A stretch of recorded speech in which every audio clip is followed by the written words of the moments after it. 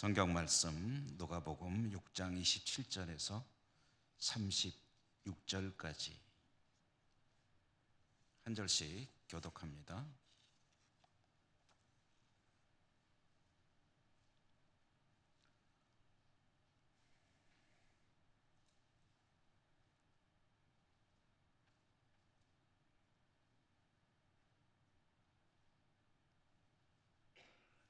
그러나 너희 듣는 자에게 내가 이르노니 너희 원수를 사랑하며 너희를 미워하는 자를 선대하며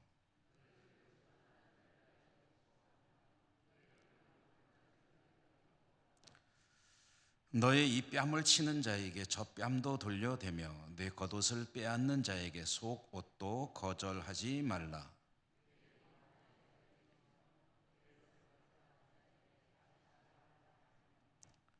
남에게 대접을 받고자 하는 대로 너희도 남을 대접하라.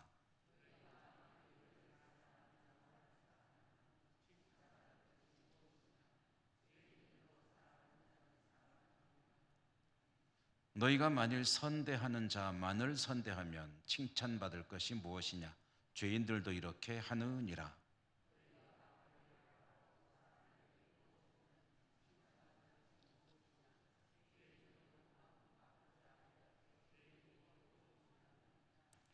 오직 너희는 원수를 사랑하고 선대하며 아무것도 바라지 말고 꾸어주라. 그리하면 너희 상이 클 것이요 또 지극히 높으신 이 아들이 되리니 그는 은혜를 모르는 자와 악한 자에게도 인자하시니라. 너희 아버지의 자비로우신 같이 너희도 자비로운 자가 되라. 아멘. 오늘도 주님 은혜가 함께 하시기를 기원합니다. 신약 성경 읽기로 이제 15번째 누가복음 6장의 말씀을 읽었습니다. 지금 우리는 예수님 이야기 중에서 예수님의 공생의 초기 사역 이야기를 읽어나가는 중에 있고요. 예수님의 초기 공생의 사역은 주로 갈릴리의 가버나움을 중심으로 이루어졌다라는 말씀을 드렸죠. 계속 드리고 있고요.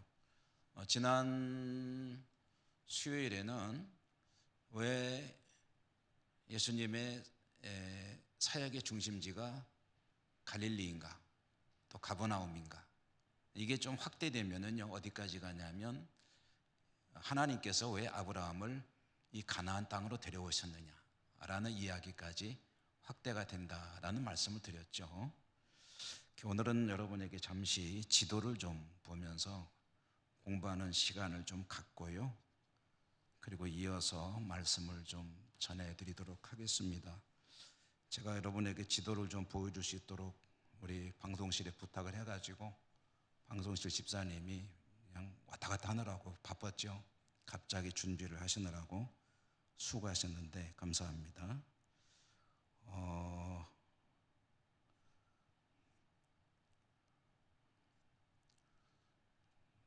예, 보여주시죠. 지도를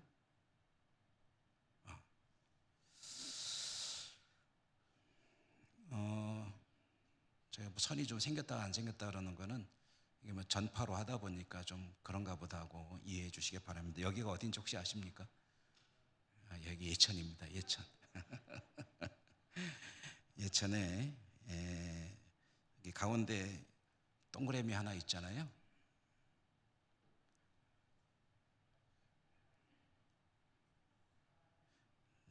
지금 여기 예천 교회라고 돼 있죠.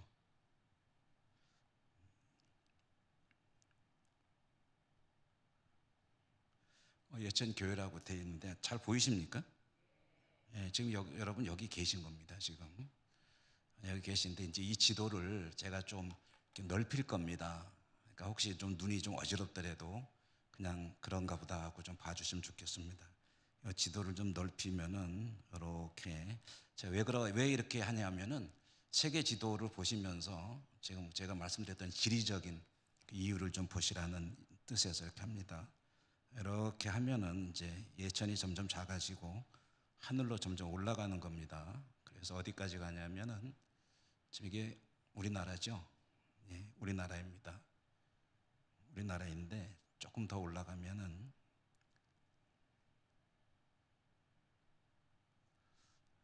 지금 저 화면이 있지, 이거를 못 따라오고 있습니다. 예, 이렇게 됐죠. 조금 더 올라가겠습니다.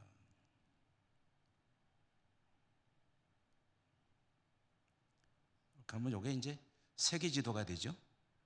예, 여러분은 갑자기 예천에서 우주로 지금 오셨습니다. 지금 여기에서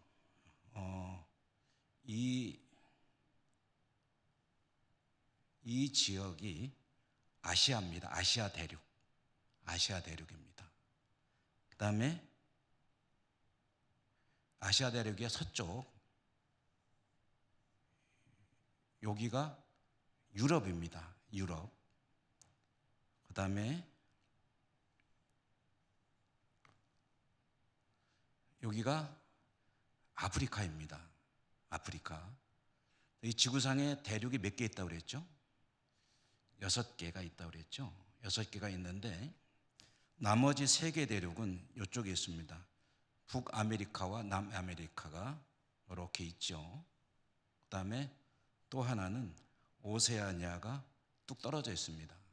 그래서 이 큰 대륙 땅덩어리가 3개가 붙어 있는 것은 아시아와 유럽과 아프리카가 붙어 있습니다.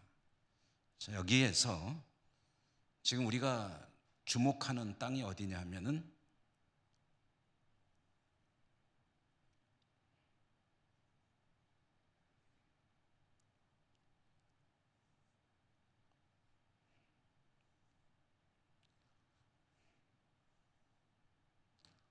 여기입니다. 여기서 보시면 요 팽이처럼 생긴 여기가 시나이 반도입니다. 시나이 반도.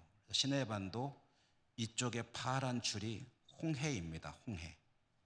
그러니까 모세가 이스라엘 백성을 이끌고 건넜다는 그 바다가 지금 제가 펜으로 그려지지 않아서 표시를 못해서 그런데요. 요 물줄기 중에 어느 지점을 건넜다 이렇게 보시면 됩니다. 그래서 거기서 쭉 올라가면은 유명한 수에즈 운하가 있고 여기가 아프리카와 아시아의 경계입니다. 그러니까 이렇게 보시면 요 가운데 이렇게 내려오는 물길이 있잖아요. 그게 이제 아프리카와 아시아의 경계다라는 얘기고요. 지금 여기가 지중해가 있고 위쪽에 파란 물이 하나 있고 아래쪽에 파란 물이 하나 있습니다. 위쪽에 있는 파란 물이 갈릴리 호수입니다. 아래쪽에 있는 파란 물이 그 유명한 사해입니다. 사해. 사람이 들어가면 둥둥 뜬다는 사해. 저 같은 사람도 들어가도 뜹니다. 수영 못해도 일단은 뜹니다. 자, 여러분, 제가 이 지도를 보여드리는 이유는 지난주에 말씀드렸지만 지금 이 성경의 땅이, 이 가나안 땅이 바로 여기입니다. 여기인데 이 갈릴리와 사해바다가 있는 왼쪽이 요단강 서편인데 여기가 성경의 모든 사건이 벌어진 이스라엘 땅입니다. 이렇게 보시면은 여러분 이제 이해가 되시죠? 왜 하나님께서 저 먼 곳에 살던 아브라함을 이 가나안 땅으로 데려오셨느냐? 왜 예수님은 여기에 태어나셔야 했을까? 왜 예수님은 여기에서 사역을 하셔야 했을까 하면은 이 지역이 바로 아프리카와 유럽과 아시아가 만나는 세계의 중심지입니다. 세계 대륙이 교차하는 곳이라는 거고요. 그리고 여기가 말하자면은 우리 예천으로 치면은 이 네거리입니다. 모든 소문이 가장 잘 사방으로 퍼져나가기 좋은 곳이 바로 여기다. 만약에 예수님께서 요 오세아니아에 태어나셨다면 여기서 무슨 일이 벌어지고 전해지려면 어떻게 돼야 돼요? 바다를 건너가지고 이 큰 바다를 건너서 가려면은 얼마나 소식 전하는 게 늦어지겠습니까? 이 아메리카에 태어나셨다면 어떻겠습니까? 그런데 예수님께서 태어나신 곳이 바로 이 곳이더라라는 것이 가지는 의미가 굉장히 중요하다라는 이야기를 여러분에게 하나 드리고요. 그다음에 지도를 몇 개 더, 그림과 지도를 몇 개 더 보고 오늘 말씀을 여러분 전해드릴게요.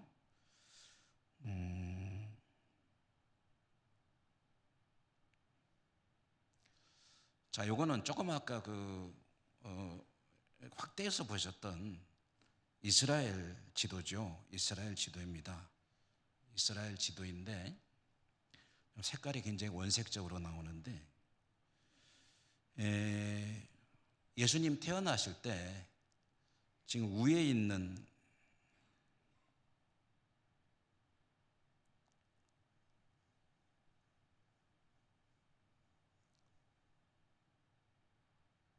잘 보이시나요? 제가 칠한 거 보입니까? 조금 더 잘 보이게 좀 색깔을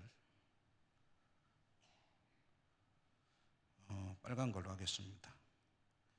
여기가 갈릴리 바다입니다. 여기가 사해입니다.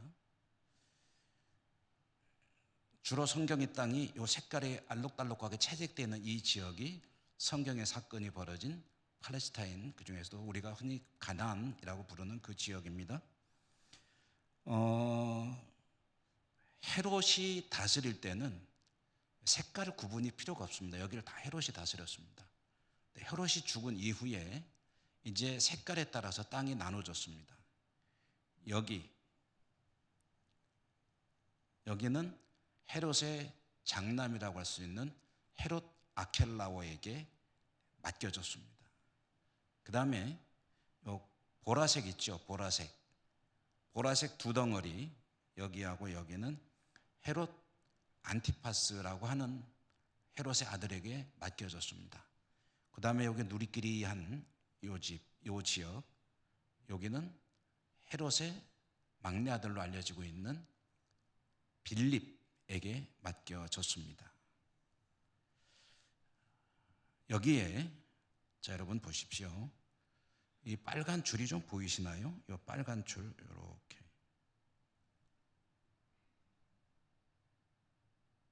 빨간 줄 제가 긋고 있습니다. 보이시나요?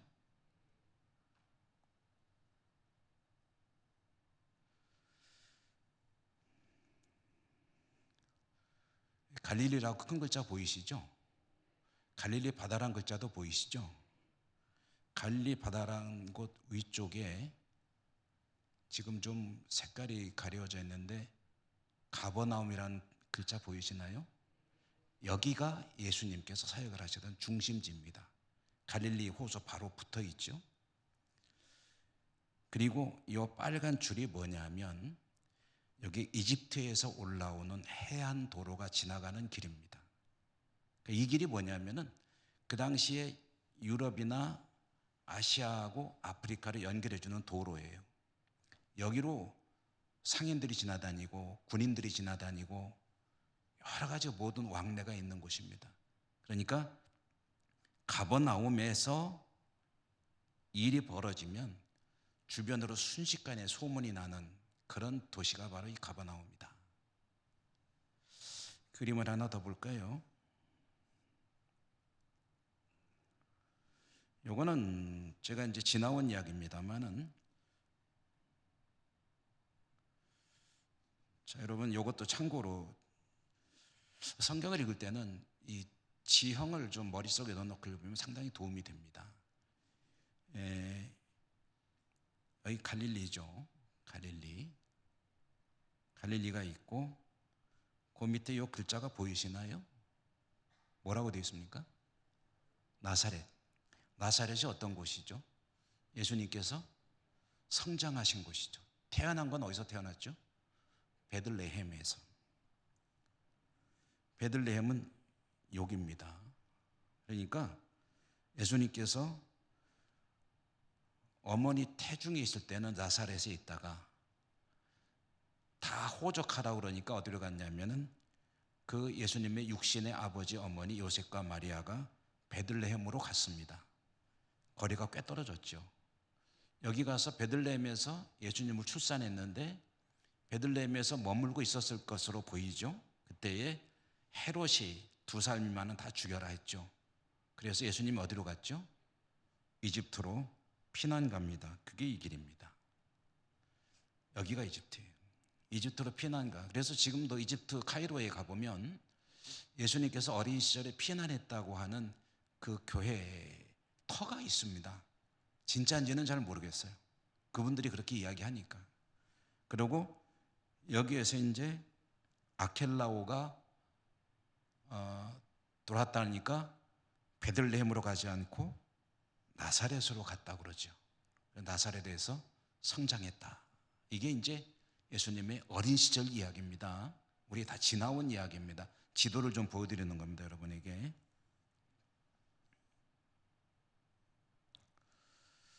자, 여러분 이제 이 그림이 조금 익숙하시죠? 갈릴리 바다가 있고 여기 나사렛에 계서 성장하신 예수님께서 요한을 찾아가서 세례를 받습니다. 이게 요단강입니다. 요단강은 갈릴리 바다에서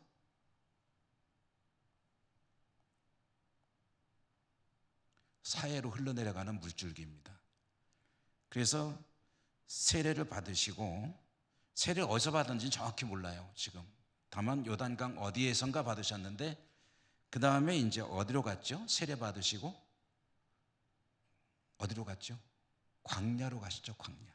그게 여기입니다. 유대 광야. 유대 광야에서 마귀에게 시험을 받으셨다.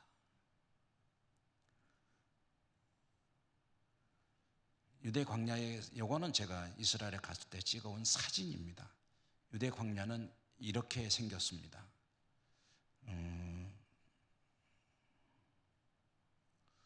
이렇게 생겼습니다.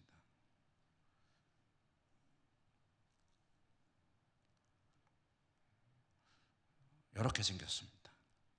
이 길이, 여러분 한번 정확히 그 길이라고 할 수는 없지만 상상을 해본다면 이 길이 여리고와 예루살렘이 이어지는 길입니다. 그러면 선한 사마리아인의 이야기에 나오는 그 사람이 이런 길로 지나갔을 것이다. 이런 길로 지나가다가 이런 황량한 곳에서 강도를 만났다. 그래갖고 쓰러져 있다. 그러면은 여기서는 뭐 웬만하면 죽는 거죠. 이게 사람이 많이 나는 길이 아니거든요.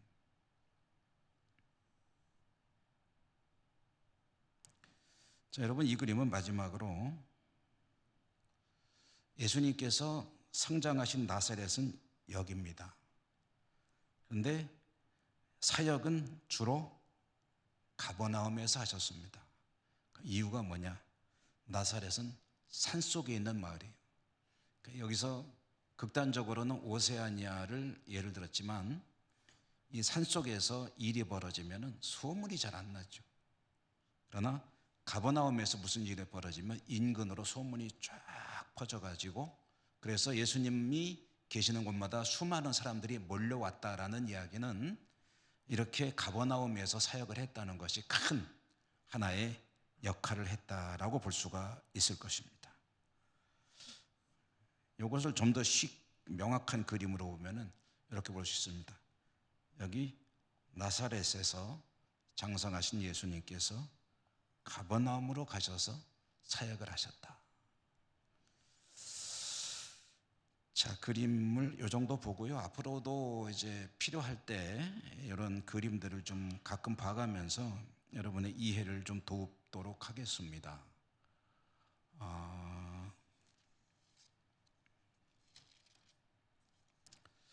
자, 이제 오늘 말씀으로 들어가지요. 예수님의 평지설교 두 번째 시간입니다. 예수님께서 제자들 12명의 제자를 선택하시고 그들을 사도라고 부르셨다. 그리고 평지로 내려오셨다는 얘기는 뭐 산 위에 계셨다는 얘기겠죠. 평지로 내려오셔서 제자들을 중심으로 주로 제자들에게 설교를 하셨는데, 뭐 제자들뿐 아니라 주변에서 혹시 같이 있었던 사람들이 있다면 그들도 들었겠죠. 예수님 가시는 데마다 인파가 몰렸으니까. 그렇게 해서 이제 예수님께서 하시는 설교의 두 번째 대목인데, 첫 번째 대목은 뭐였냐면 네 가지 복과 네 가지 화에 대한 이야기였습니다. 그리고 네 가지 복과 네 가지 화의 이야기의 핵심은 뭐냐면 지금 고난 중에 있는 자들에게 복이 있을 것이다 라는 이야기였죠. 그러니까 네 가지 복은 지금 고난 중에 있는 자들이 복되게 될 것이라는 이야기, 네 가지 화는 지금 잘 되는 이들이 겪게 될 고난의 이야기. 그러니까 이게 두 개가 상반되는 이야기죠. 그러니까 한 가지 이야기를 해도 됩니다. 그러면 그 이야기 내용이 뭐였죠? 하나님의 백성들이 믿음을 지키느라 여러 가지 시련과 어려움을 겪을 수 있다. 그런데 그런 이들은 즐거워하라라는 것입니다. 믿음으로 인해서 고난을 겪고 있다고 한다면 하나님 나라에서 상이 클 것이다. 그냥 고생하는 거 이야기 아닙니다. 믿음을 지키노라 고난을 겪고 있다면 하나님 나라의 상이 클 것이다. 그러므로 복되도다. 그런데 믿음과 관계없이 살다 보니까 뭐 잘 된다는 거예요. 근데 그런 자들에게는 화가 있을 것이다. 왜냐? 고통의 날이 그때 있을 것이니까. 그 이야기는 예수님 당시에 이스라엘 백성들, 특별히 하나님의 백성들 가운데 하나님 앞에 신실하게 살려는 이들에게는 큰 용기가 되는 그런 말씀이었겠죠. 그리고 예수님 이후에 세워진 교회들 그리고 성도들에게도 역시 그 어려운 박해와 현실 속에서 믿음을 지켜나갈 때 이 누가복음의 말씀은 그들에게 큰 또한 격려가 되고 용기가 되었을 것이 틀림없습니다. 그리고 그 이후에 2000년 기독교 역사 속에서 믿음을 지키노라 고난을 겪었던 수많은 성도들에게 지금 가난하냐? 지금 고난 중에 있느냐? 지금 배고프냐? 지금 슬프냐? 지금 핍박받고 있느냐? 즐거워하라, 기뻐하라, 하늘에서 상이 크다 라는 이 말씀보다 더 힘이 되는 말씀은 없었을 것입니다. 뭐가 있겠어요? 지금 배고프냐? 걱정 마라, 하늘에서 상이 크다라는 것과 지금 배고프냐? 괜찮아, 조금만 버텨봐, 조금 있으면 너도 배불러질 거야, 이것과는 차원이 다르죠. 핵심은 주님 안에서 믿음을 지키라는 그런 권고의 말씀이었고요. 사실 믿음을 지키노라 어떤 고난을 겪고 있다고 한다면 그 시련은, 그 고난은 하나님의 은혜와 축복이 많은 통로가 된다라는 말씀으로 이해를 하면 되겠죠. 그러므로 복이라는 것입니다. 고난 그 자체가 복이라는 게 아니에요. 믿음을 지키노라 시련 가운데 있다면, 그렇다면 그것이 하나님께서 갚아주실 은혜의 통로가 되기 때문에 복이 있다라고 말하는 것이죠. 자, 오늘 이어지는 말씀은 이제 여러분 제목에 보면 원수 사랑이라고 되어 있습니다. 사랑에 관한 이야기죠. 하나님의, 우리 주님의 명령입니다. 사랑에 대한 계명. 그런데 사랑에 대한 계명, 명령인데 이 사랑에 대한 명령의 최고봉, 하이라이트는 뭐냐면 원수 사랑이죠. 당연히 사랑해야 될 사랑, 부모가 자녀를 사랑하는 건 당연한 거죠. 아주 좋은 친구를 사랑하는 건 당연한 거죠. 청춘 남녀가 서로를 사랑한다면 그건 당연한 것입니다. 그런 사랑을 이야기하는 게 아니죠. 주님께서 말씀하시는 사랑하라 라는 계명은 사랑할 수 없는 사람을 사랑하라는 것이고, 그 최고의 어려운 그런 대상은 원수일 것입니다. 원수. 그러므로 원수를 사랑하라 라는 계명을 주님께서 주고 계신 것이다. 주님의 제자, 특별히 택함 받아 믿음으로 살아야 하는 사람들, 그들은 사랑의 계명을 지켜야 하는데 그냥 일반적이고 평범한 사랑이 아니라 원수를 사랑하는 그런 사랑의 믿음을 살아야 한다. 여러분, 성경에서 원수를 사랑한다고 할 때 쓰이는 단어가 무슨 단어인지 아시죠? 그리스 말로 아가페라는 단어이죠. 아가페. 아가페는 우리가 좀 잘 아는 말 아닙니까? 보통 이 헬라 말, 그리스 말에서 사랑을 나타내는 단어가 참 많습니다. 참 많은데 대표적으로 설교자들도 많이 설교하고 하는 그 사랑을 가리키는 단어가 세 가지가 있습니다. 하나는 이제 에로스라고 하는 단어가 있고, 또 하나는 필리아라고 하는 단어가 있고, 또 하나는 아가페라고 하는 단어가 있습니다. 에로스와 아가페의 차이에 대해서 여러분 많이 들어보셨을 거예요. 에로스는 어떤 그 원초적인 또는 정욕적인 그런 의미의 사랑, 육체적인 또는 이기적인 그런 사랑을 가리킬 때 에로스를 쓴다라고 말하고 있고요. 거기에 그거보다는 좀 덜 얘기하지만 그래도 이야기하는 필리아라는 말은 그건 사랑인데 이 주로 어떤 종류냐 하면은 그 친구의 사랑, 우정 같은 거를 가리킬 때 필리아라는 말을 쓴다고 합니다. 그러면은 이 아가페라는 말의 사랑의 뜻은 뭐냐라고 말하면은 여러분 뭐라고 말하죠 보통? 헌신적인 사랑, 뭐 그렇게 얘기하고 대표적으로 부모의 사랑 뭐 이렇게 얘기하는데 사실요 이 아가페라는 말은 그 의미가 명확하지가 않다고 그래요. 아가페라는 이 말의 뜻이 명료하지가 않다고 그럽니다. 저도 책을 보다가 최근에 알게 됐는데 이 아가페라는 말은 이 사랑은 사랑인데 어떤 경우에 쓰는 것이냐 할 때 그게 좀 약간 좀 애매하다는 거예요. 그래서 이 아가페라는 말을 그러면 뜻이 뭐냐, 사랑은 사랑인데 어떤 사랑을 가리키는 것이냐 라는 것을 찾아낸 게 어디냐면 성경에서 찾아냈다는 거죠.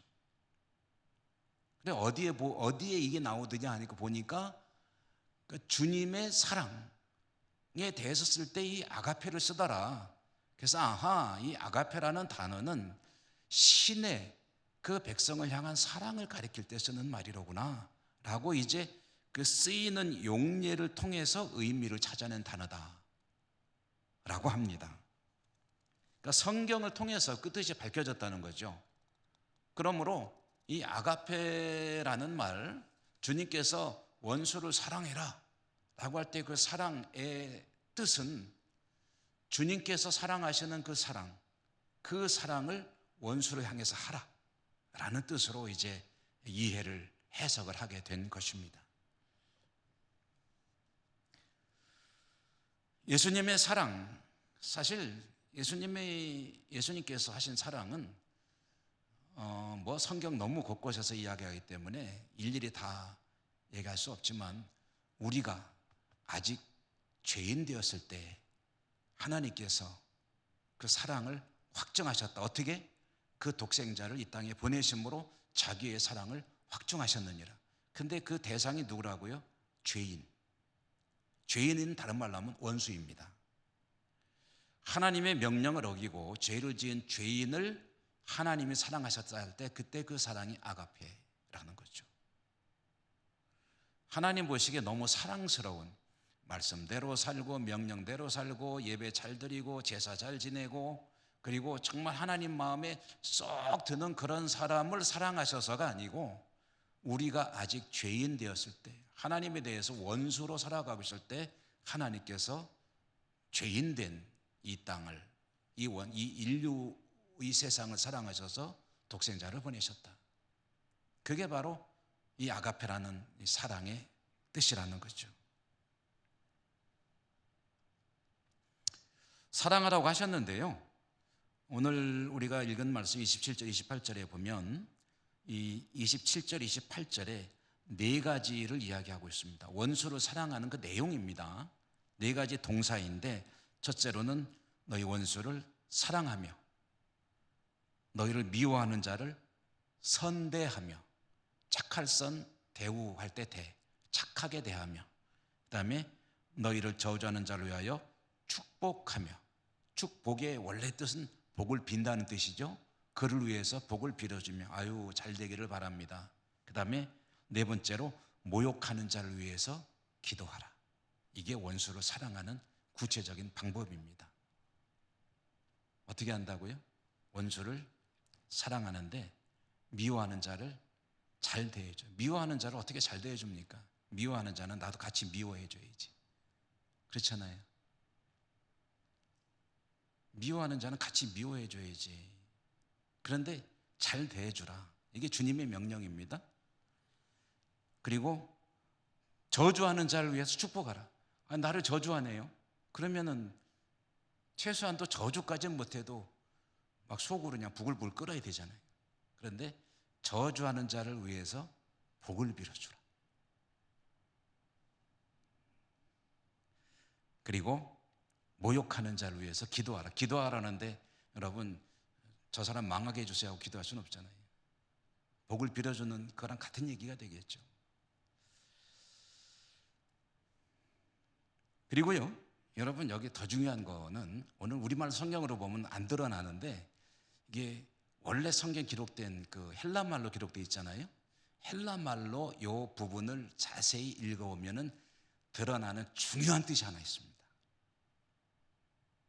그건 뭐냐면, 사랑하고 선대하고 그리고 축복하고 기도해야 되는데, 다 나한테 정말 별로 안 좋은 사람들을 그렇게 해야 되는데, 그런데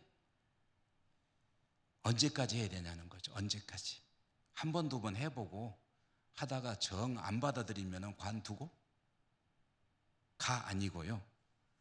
오늘 이 성경 말씀에 들어있는 중요한 뜻은 지속적으로 하라는 것입니다. 지속적으로. 한 번, 두 번 해다 내키지 않으면 관두거나, 또는 한동안 해보다가 별로 효과가 없으면 관두거나가 아니고 계속해서 언제까지? 할 수 있는 그 시간 끝날 때까지. 오늘 이 성경 속에 들어있는 명령의 뜻은 그겁니다. 지속성, 계속하라, 계속 사랑해라, 계속 선대해라, 계속 축복해라, 계속 기도해라. 누구를 위해서? 원수를 위해서. 여기서 원수란 같이 사는 사람 가리키는 거 아닙니다. 여기서 원수란 정말 내 원수를 가리키는 거예요. 정말 그 사람하고는 눈도 마주치기 싫은 그 사람, 혹시 있다면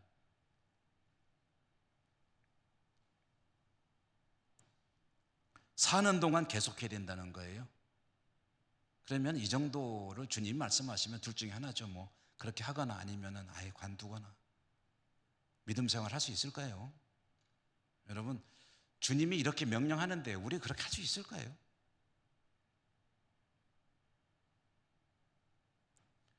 못하면 어떡하죠?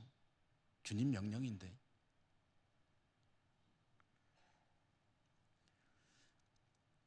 자, 말씀을 조금 더 나가보죠. 자, 믿음의 사람은 그렇게 해야 된다고 말씀하십니다. 믿음의 사람, 곧 제자를 중심으로 지금 주님께서 말씀하고 계신 것인데, 제자란 어떤 사람이냐면요, 제자란 주님을 닮은 사람입니다. 주님을 닮았다는 소리는 주님의 마음을 내 마음으로 여기고 살아가는 사람, 곧 주님의 마음 품고 사는 사람. 빌립보서 요즘 새벽에 읽고 있는데, 빌립보서 말씀에 의하면 너희 안에 이 마음을 품으라, 곧 그리스도 예수의 마음이니. 주님의 마음을 품고 사는 자가 바로 주님의 제자이거든요. 그러니까 주님께서 원수를 사랑하시니까 제자는 주님에게 신실해야 되는데, 여러분, 신실하다는 말 우리가 잘 쓰잖아요. 신실하다는 말이 뭡니까? 신실하다는 거는 어쨌든 말을 잘 듣는다는 게 신실한 겁니다. 주님 말 잘 듣는 게, 그게 신실입니다. 성실이라는 말하고 비슷하죠. 저 사람 참 신실해라는 거 무슨 뜻입니까? 주님이 원하는 것을 잘하는 사람, 그게 신실입니다. 주님께서 원수를 사랑하셨습니다. 그리고 그렇게 하라 명하셨습니다. 그 주님의 명령과 기대에 부응하는 것이 신실한 사람입니다. 그게 믿음의 사람입니다. 이와 같이 원수를 대하는 일에 대한 구체적인 행동 강령도 있습니다. 29절과 30절이죠. 내용을 보니까 뺨을 쫙 때리면 이 뺨도 대라. 아유. 겉옷을 뺏어가면 속옷도 벗어줘라. 이야, 이거 참 갈수록 태산이죠. 한숨이 나옵니다. 솔직히 우리끼리 이야기한다면 할 수 있을까요? 정말 이렇게 할 수 있는 사람이 얼마나 될까요?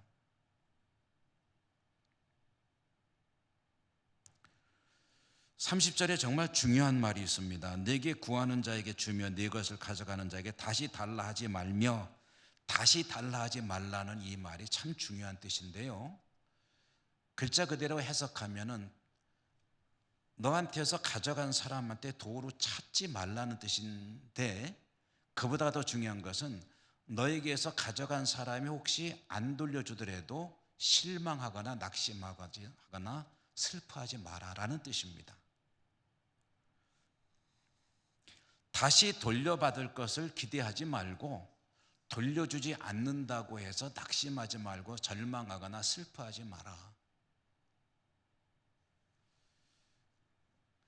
매일 뺏기기만 하고 매일 주기만 하고 남한테 시원하게 한 대 얻어맞으면 같이 쥐어받거나 이런 거 못하고 꾹 참기만 하고,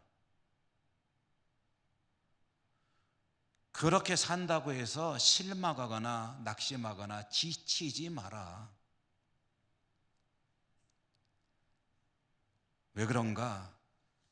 주님께서 35절에 그 이야기를 들려주십니다. 여러분 35절 같이 한번 읽어볼까요? 35절 읽습니다. 시작. 오직 너희는 원수를 사랑하고 선대하며 아무것도 바라지 말고 꾸어주라. 그리하면 너희 상이 클 것이요 또 지극히 높으신 이의 아들이 되리니 그는 은혜를 모르는 자와 악한 자에게도 인자하시니라. 아멘. 하나님께서 모든 자에게 은혜를 베푸시는데, 하나님의 마음을 담고 그런 자들에게도 은혜를 베푸는 자로 살아간다면 그가 바로 하나님의 아들이다라는 이야기입니다.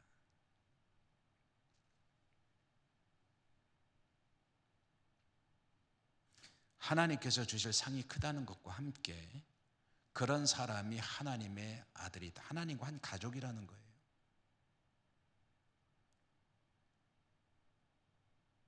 여러분, 우리가 한번 이렇게 생각해 보죠. 정말 이렇게 하면은 하나님이 주실 상이 크고, 그리고 하나님의 아들로 삼아 주신다고 한다면 할 수 있을까요? 그걸 정말로 믿는다면. 그래도 못할 것 같습니까? 아무리 그래, 하나님이 아들 삼아 주신데도 난 못해, 그럴 수도 있겠죠. 그러나 이 말을 그냥 성경에 나오니까 그 좋은 말이네 라고 생각하지 말고, 이 말을 글자 그대로 믿는다면, 달라 그러면 다 줘. 혹시 나한테 해코지라거나 못되게 굴어도 다 용서해줘. 오히려 그를 위해서 기도해줘. 복을 빌어줘. 정말 바보같이 맨날 당하고만 사는 삶을 스스로 원해서 산다면, 하나님 백성이기 때문에 그렇게 살아내면은 하나님께서 아들로 삼아주신다는 것을 확실히 믿는다면 그렇게 할 수 있을까요? 그래도 못할까요? 저는 그렇다면 할 수 있을 것 같아요. 왜 그렇게 못하느냐? 이 말씀을 말 그대로 못 믿으니까 못하는 거죠. 그렇게 실감이 안 나니까 못하는 거죠. 그리고 그 정도까지는 기대 안 하고 그냥 하나님 나라 들어만 가도 될 것 같으니까 못하는 게 아닌가 싶습니다. 그러나 서양 속담에 있죠. 제가 영어를 잘하는 게 아니라 너무 쉬운 영어니까 No pain, no gain 이라는 말이 있죠. No pain, pain이라는 것은 고통이라는 뜻이죠. No pain, 고통이 없으면 no gain, gain은 얻는다는 뜻이죠. 얻는 것도 없다. 고통 없이 얻을 수 있는 것은 없다. 우리식으로 말하면 고생 끝에 낙이 온다. 한자성어로 말하면 고진감래.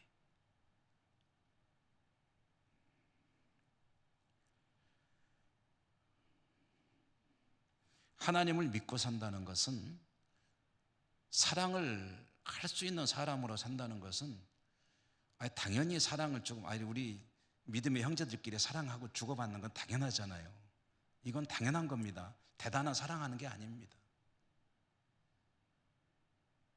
정말 사랑할 수 없는 그 누군가를 위에서 사랑하고 선대하고 축복하고 기도해주고 이렇게 살아갈 수 있다면 그게 사랑이고, 한 대 맞아도 안 갚음하는 게 아니라 나 한 대 때리니까 화가 좀 풀리니? 한 대 더 때릴래? 이거 벗어줬더니 그래도 춥니? 하나 더 벗어줄까? 이렇게 사는 것이 주님이 명하시는 사랑이다 라는 그런 말씀입니다. 그러면 오늘 이 말씀을 이렇게 정리를 해볼 수 있을 것 같아요. 주님이 원하시는 사랑은 뭐냐면 사람들에게는 계속 베푸는 겁니다. 주는 겁니다. 그리고 받는 건 누구한테 받냐면 하나님한테 받는 거예요. 사람한테 주고 사람한테 받는 게 아니라 사람한테는 그냥 줘요. 다 줘. 그리고 받을 것은 주님으로부터 받는다고 생각하고, 주님이 주신다 하셨으니 주님은 거짓말하는 분이 아니잖아요. 반드시 주신다는 거죠. 그러니까 받을 것은 주님한테. 그러니까 이런 거죠. 여기다가 주고 여기다가 청구해서 받고. 뭐 청구할 필요도 없죠. 주신다고 했으니까. 사람에게는 주고 하나님께 받고. 근데 가만히 제가 이 말 이렇게 정리를 하고 보니까요, 이게 상당히 괜찮은 거래입니다. 사람에게 주고 사람에게 도로 받는 것보다 사람에게 주고 하나님께 받는 게 훨씬 더 수지 맞을 것 같아요. 사람에게 주고 사람에게 받는 것은 약간의 이자가 붙을지 모르겠지만, 사람에게 주고 하나님께 받으면 그거는 비교할 수 없이 큰 거를 받을 것 같아요. 그렇게 따지면은 할 수 있을 것 같아요. 물론 아직도 자신은 없습니다만은, 왜냐? 감정이라는 게 이게 못된 게 있어가지고요, 화가 나면은 저 주체를 못 하잖아요.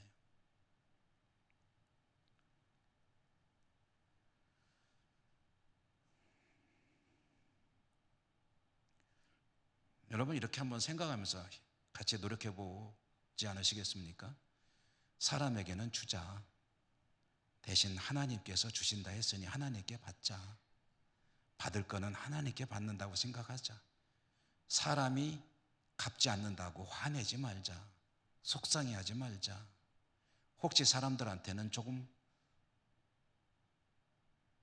장사해서 손해를 보더라도 하나님께 주시는 것이 훨씬 더 크니까, 그러니까 하나님께 받을 것을 기대하며 하나님 말씀대로 한번 살아보자.